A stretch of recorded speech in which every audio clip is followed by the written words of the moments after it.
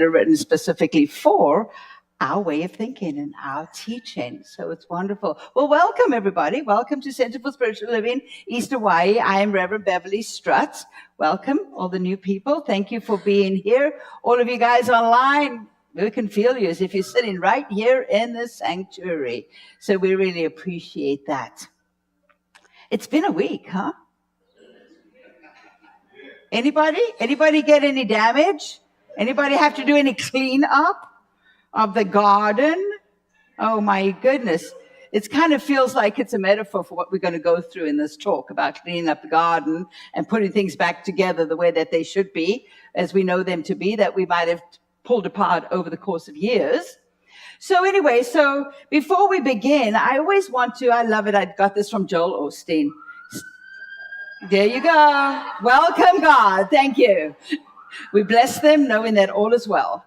A little something, a little humorous, just to get the party started. I'm standing on something weird. Anyway, so when I used to work in an office space, gosh, that was a long time ago. I'm so grateful not to be in that kind of environment, but for many of us still do. Anyway, my boss once pointed to my desk, which was a terrible mess, and said that a cluttered desk is a sign of a cluttered mind. He wasn't too happy when I looked at his desk and went, "It's empty." Ta-dang-ching, there it is. It's empty. It's empty. All righty. So we are looking this year at Dive and Thrive is our overarching theme for the year, where we dive in further, deeper into our teaching so that we may thrive more. We did a lot of growth and rise up over the past year. And so now in order to make that even greater, we have to dive a little deeper. So everybody thought I was going to say dive into your inner self and start digging. Well, you can do that. We always want to dig a little bit. But let's dive into the teaching that we teach here. So today I'm still going to go through a little bit of who we are, what we are, and why we are like we are in the world. Crazy. Yes, for sure. And part of February is we're coming around to radical interconnection. This idea that we are all interconnected throughout the world, throughout the universe, throughout however far we can imagine, right? We're all connected through that one creative intelligence that created all. So last week we spoke about, Sandra was here. Oh, by the way, Sandra, I hope you're feeling better. Dennis, thank you for looking like Sandra. You buffed up your hair a little bit and you just put it on. You were beautiful. So Dennis stepped in. Thank you for doing that. So Sandra last week spoke to the what we believe statement, which is what we believe, written by Dr. Ernest Holmes way back in the early 20s, right? Not 2020. We've got to be more specific these days. Anyway, the very opening statement is we believe in God, the living Spirit Almighty, one indestructible, absolute, and self-existent cause. This one manifests itself in and through all creation, but is not absorbed by its creation. The manifest universe is the body of God, and it is the logical and necessary outcome of the infinite self-knowingness of God. That is such an important statement, and sometimes we forget to incorporate it.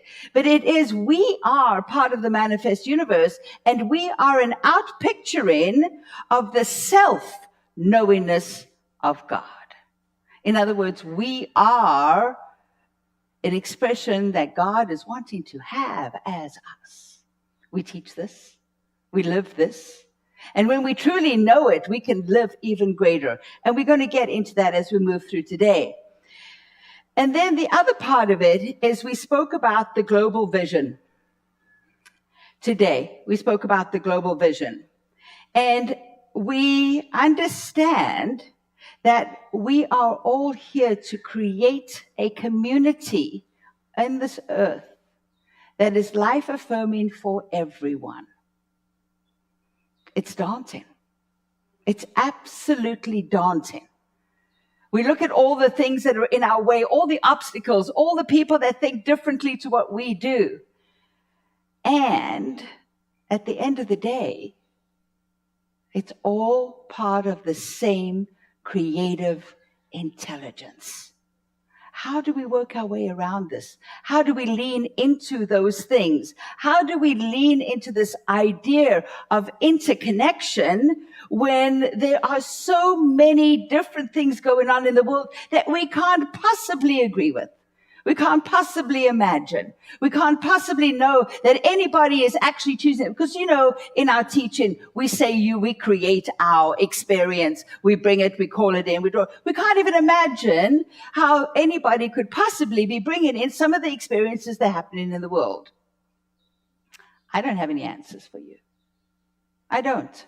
This is a big question. There's so many layers to it of how we can look at it and see it. But what we do know is that everything we want to experience and everything we want to do has to begin with us. It's the only thing we have. It's the only thing we have.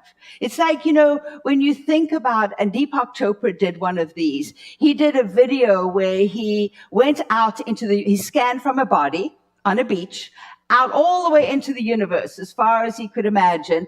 And the further and further and further you got out there, the less and less matter there was. There was less matter. There was a couple of different things going on, right? But less. And then it dropped right back into the body and then went deep into the body. And the deeper you got into the body, the deeper you got into the cells, the same thing happened. Less matter, less stuff to move around. So we have to think about that we can't move the big things. It's difficult for us to move the big things, make the big changes out there because there's large obstacles. But if we dive deep into ourselves, we can begin a change. We can begin in that place where there's not a lot of stuff going on. We can begin it within ourselves. We begin the change we want to see in the world. And if you ever thought that you're too small to make a change in the world, just remember mosquitoes live. Not long in my place, but they do live. I'm not very Buddhist when it comes to mosquitoes. But everybody can make a difference. Everybody can stir up stuff in the world. Everybody can be part of that interconnection that we are striving for. Because that's what we're doing. We're striving for this idea of interconnection every which way so that everybody, where we can create a world that works for everyone. Whether we will ever reach it in our lifetimes or beyond, we have no idea. But if we never begin or we don't try to do it, it can never possibly happen. So we begin that way and we start that way. Now, one of the things about this is that when we realize that we are all one, that we're all part of this one individualized expression of God. We're all individualized, but we're still all part of that one expression. It's in the what we believe statement. We believe in the individualization of spirit in us and that all people are individualizations of the one spirit. So we really truly are all made up of the same stuff. We're all made up of the same stuff. We're all governed by the same spiritual and natural laws in the universe. But if we can't realize that and know that and understand how these work, we can't possibly put it into action. So if we truly want to feel that interconnection between us, let's go back and look at who we are, what we are, and how all of these principles that we teach function for us in the world. Shall we do that? Okay.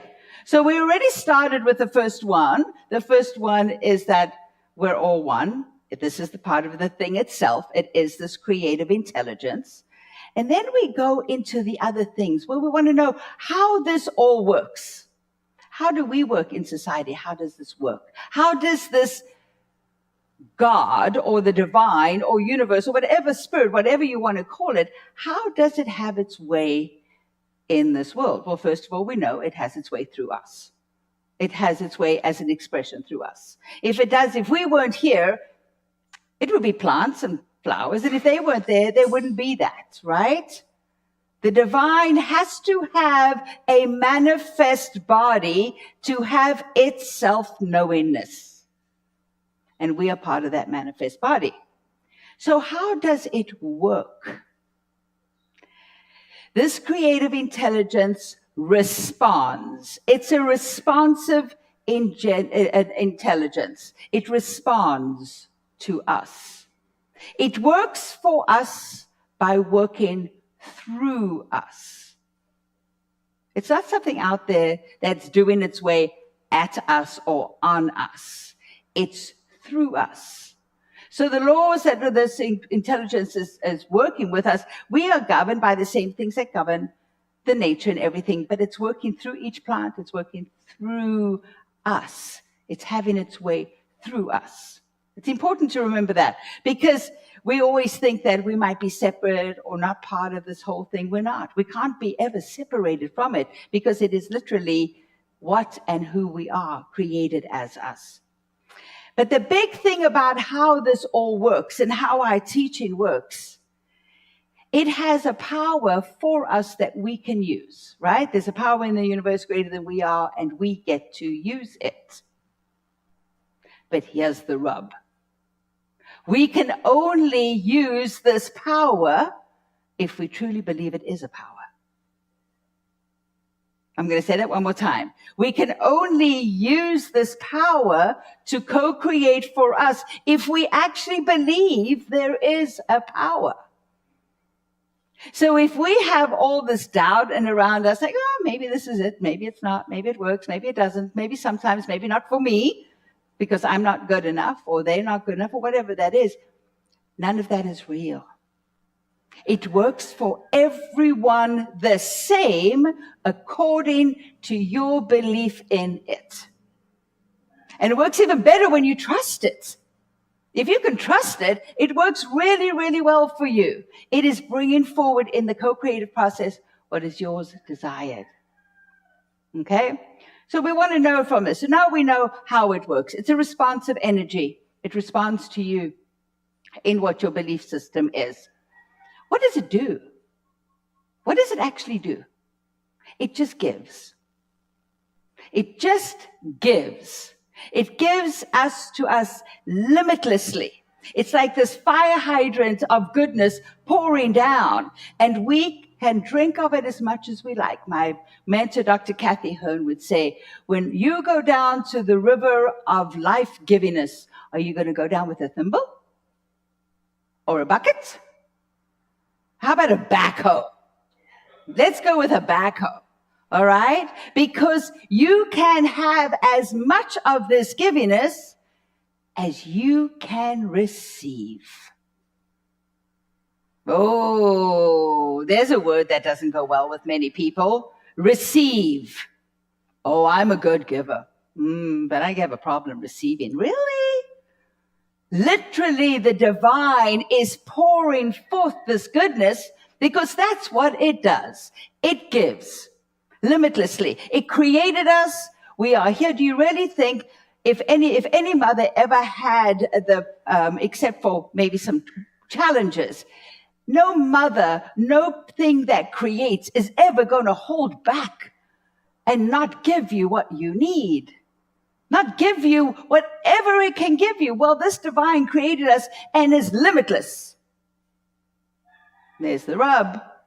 You can only receive what you believe you can have or deserve. It's a rough one, that one. Because we all go, well, yeah. And then I hear the word but. Oh, yeah, I can have it all. I deserve it all. But. Anybody got buts? Anybody got buts? We got buts, right? We got buts. You know, I offer this to you. I still don't like what will come after that. But if you say the word and, You can offer in a little bit of, well, I'm not quite ready. And I'm not quite ready. Well, then you're not going to receive it. But if you say, but, that's all you're going to get. You're not even in transition at that point, right? So as much as we can receive, it is the nature of the universe to give us what we are able to take. It cannot give us more. It's so sad, though, isn't it? Wouldn't it be nice if it just showed up and there was more and more, and you're like, wow, I never thought I'd ever get this much. I didn't believe I could ever have this much. And it just keeps coming. Yeah, no, unfortunately, it doesn't work that way. I'd love it if it does. But you know what the universe will do is if you give it a shot, if you actually try it out and you're willing to actually take a leap of faith and go, well, I'm going to trust this and it will work. And then you're going to go, oh, yeah, that was just a coincidence. No. It's all about trusting it, about knowing it, about putting your belief system in place around it. So we go, our belief sets the limit of our demonstration. A demonstration of this principle of givingness, that there is limitless givingness. It is ready to fill everything because it is infinite. So there's not a question of its willingness or its ability. It is entirely a question of our own receptivity. That is right out of the textbook. That's why I'm reading this for you. I'm not making this up. It's part of the teaching. It is all up to our receptivity. Are you open and willing to receive your good? Anybody want to say yes? Anybody want to say yes? All right. So when we say yes, now we got to walk it out. We actually have to walk it out. You got to be willing. You got to be willing. And really, I know this is kind of controversial. You don't have to do a damn thing to get it. You just have to believe that it's possible. You have to believe that you can. Now, we do teach that you treatment being spiritual mind treatment, and move your feet. Absolutely. I think that's a really good way to go for us humans, because it's tricky for us to understand that if I want a job, I can just sit on my couch at home and believe that it'll happen and somebody will come knocking at the door. It's happened. It's completely possible. But it's a little bit of a stretch in our full belief system. So what we do is we put out resumes and we go visit people, we talk to people. This is all good. We're taking an active part, but we have to not doubt that we will get it. We have to know that it is already ours for it to arrive. All right. That's a lot. This is a lot. And I'm moving through it pretty quickly. It's I'm going to put in a little advertisement right here. On Thursday, we begin Foundations class. You want to know more? Come and visit me. It's a wonderful class. It's going to be great. You'll hear more about it in the announcement. But this is where we take these things that I'm sharing with you now to give you a little overview, and we dive deeper into it so you can truly understand what all of this means. Because it's not easy, but it's very simple. It's simple. If you want it, believe you can have it, know that it is already there, and then be open to receiving it. Because if you're not open to receiving it, that's the biggest blockage of all. All right. So I'm going to read a little piece for you from the textbook. It is called The Principle of This All Restated. So take a breath, because it's a bit, but I think you'll enjoy this. Let us restate our principle. We are surrounded by an infinite possibility. It is goodness, life, law, and reason. In expressing itself through us, it becomes more fully conscious of its own being. Therefore, it wishes to express through us. And as it passes into our being, it automatically becomes the law of our lives. It can pass into expression through us only as we consciously allow it to do so. Therefore, we should have faith in it and its desires and its ability to do for us all that we shall ever need to have done. All that we should ever need to have done. Since it must pass through our consciousness to operate for us, we must be conscious that it is doing so. We've got to be conscious of what is going on. We can't just walk around unconsciously and go, oh, maybe it'll happen. No, we consciously are aware that this intelligence was working through us.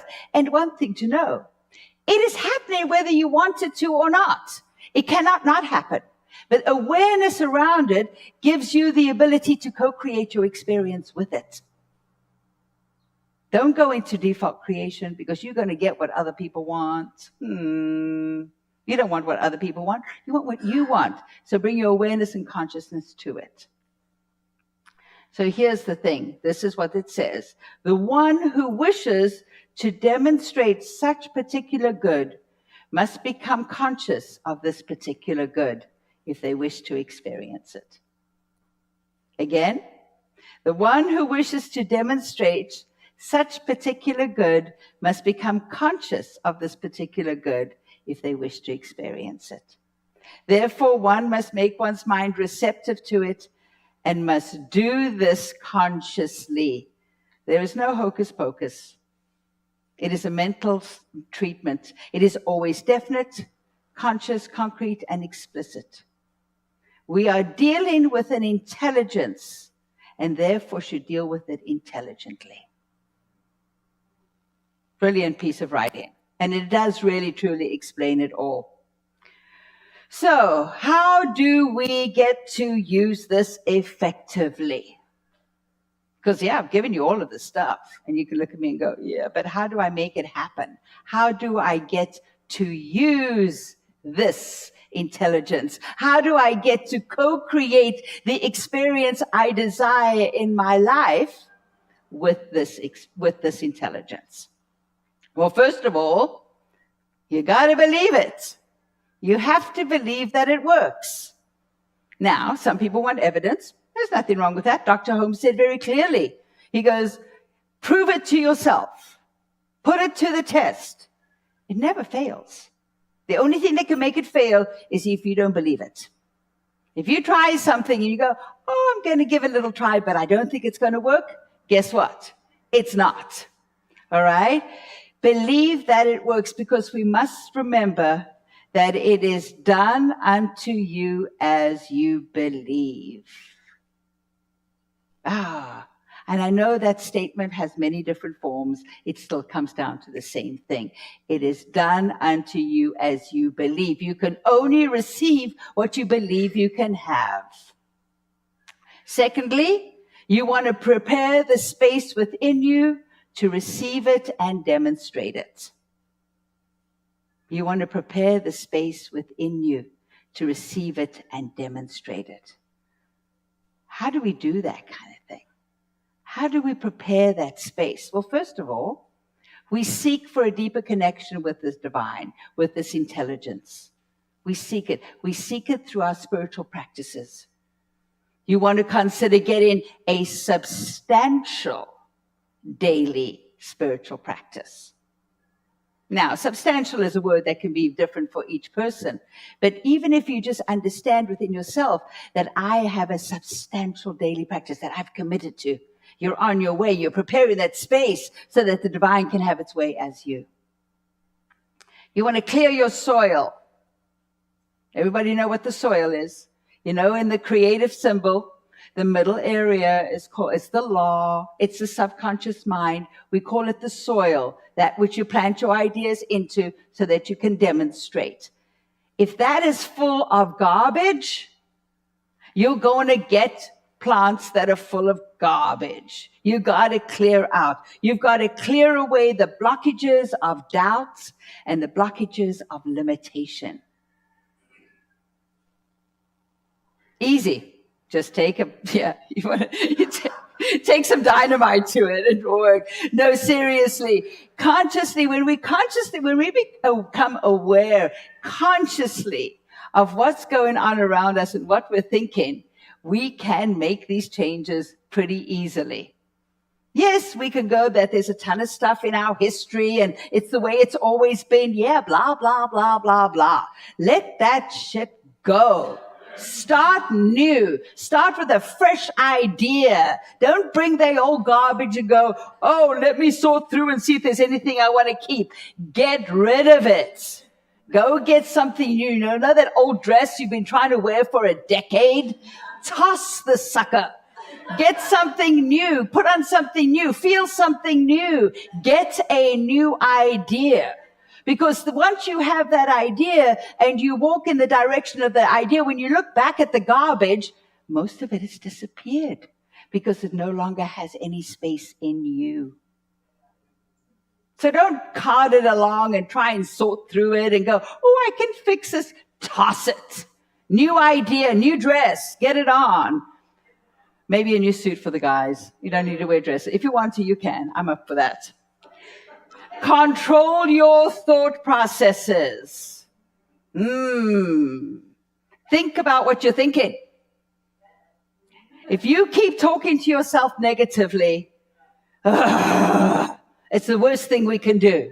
Don't put yourself down. Don't claim stuff that's not yours. Control your thought processes. Think about what you're thinking, because what you're thinking over and over and over and over again is your overarching atmosphere that you will attract stuff to you.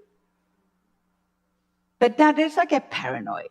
All right. There's this idea of like, oh my God, I thought that. Oh my God. Oh my God. I thought this. Oh my God. What am I manifesting? Like Dennis said, we're going to settle down. We don't have to do that either. But if you are constantly telling yourself that you do not have enough, that you can't do this, I can't do that, I can't do the next thing, I can't do because I don't have enough, you're going to have more of that. Unfortunately, that's the way it works.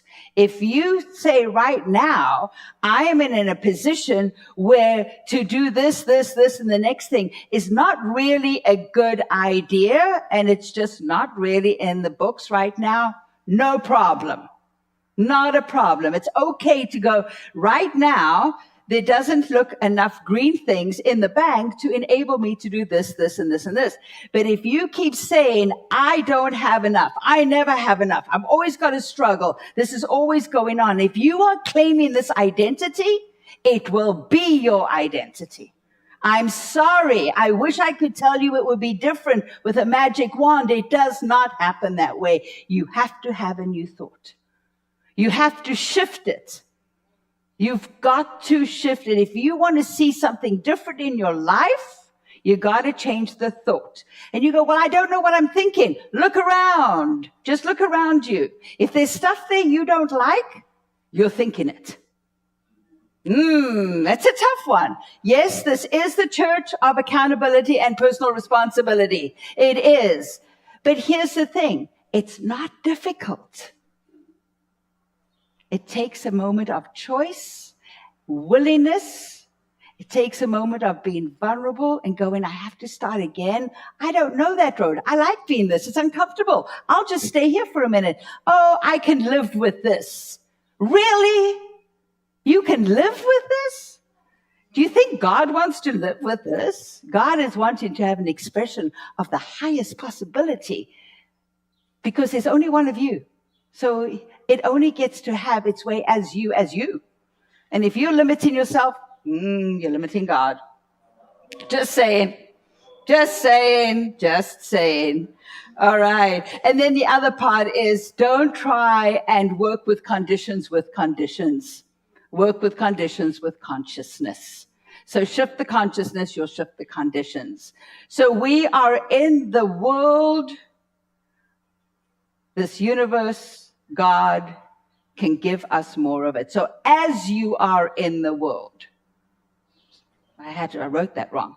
So as you are in the world, if you are showing up, how are you showing up in the world? Are you being a positive person? Are you being a lack person? Are you being this kind of person, that kind of person? How are you showing up in the world? Because this energy is responsive, it's going to give you more of it. Ooh, that's tricky, but it's the truth. You can't get what you are not. If you are being constantly aggravated by everything that goes on around you, you're going to get more of it. Just saying. But guess what? You can toss it out and make a new thought. You can choose to come in with a part of by recreating our own world. If each and every one of us took the time to have a new idea about our own being, about our own selves, about how we show up in the world, if everybody did that, we would shift the consciousness of the world. Because that's how it works. It begins with us. And if we look around, everybody else is governed by the same law. You can't go, well, I'm doing my work and this is great, but that person over there, they don't have it in them. Oh, yes, they do. And can we make them change? No, we can't. But what do? We work on ourselves. We look at ourselves. We change who we are and how we react and respond in the world, and it will change. And the more times we do that, the more this consciousness will shift. So this is why we take our teaching and implement it so that we can, through this, create a world that works for everyone. Because we are interconnected. There's nothing separating us. We're all part of this collective consciousness. And this is what I love. I truly love this whole idea that as we do acts of kindness and goodness, and we do loving thoughts, and we are loving in the world, so we shift the balance in the collective consciousness. We shift the balance. We can't cut it out. We can't have that other stuff happen. But the more good we can throw into the collective consciousness, the more we can shift the balance in that direction. And remember one thing, because this is a responsive universe, the golden rule is to do unto others as you would have them do unto you. Now remember, that's just not between people. That is also God's way. As you are done, so you will receive. It's a big one, but it's a really good one. And it's simple. It's simple. We can understand it. It's simple. There's nothing heady about it. Do unto others, do unto the world, as you would have it done unto you, as you would want to receive. It's easy. It's very, very, very easy.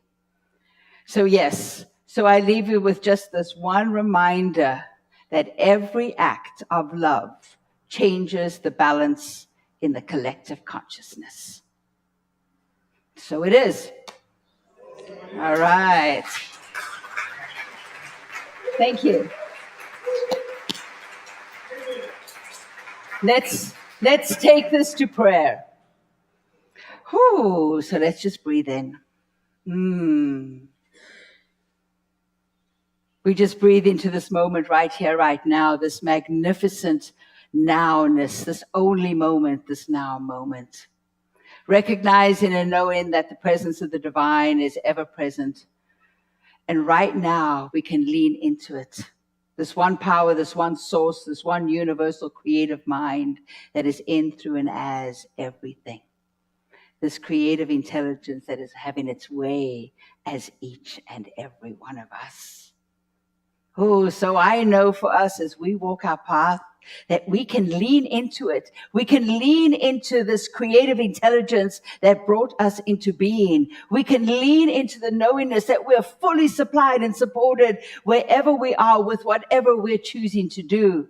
We can lean into the knowingness that we have the ability to shift and change our experience by having a new idea.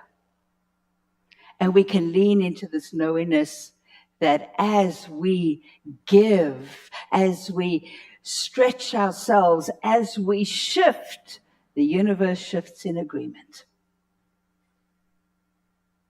And we know, and we can lean into the faith behind it. For we know that it is within us to walk it out and to prove it ourselves. That these are the natural spiritual laws of the universe, and we get to use them. And we get to love on it all. And it is magnificent. So I know as we walk out our path this week, that we walk it out in grace. We walk it out in beauty. We walk it out in wisdom. We walk it out knowing a little bit more about what we can actually do and what is within our power to do. And as we do this, we embrace everyone around us. For we know that as we come together, as we recognize the interconnection and the interconnectedness of all life, that we can thrive, and we can thrive together, creating a world that works for everyone.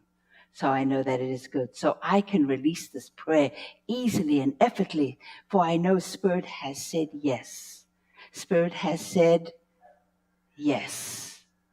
Spirit has said, yes, my beloved, yes. You've set your intentions, you've expressed your desires, and it is already done, and done absolutely brilliantly. So we can claim this together by saying, and so it is. Thank you.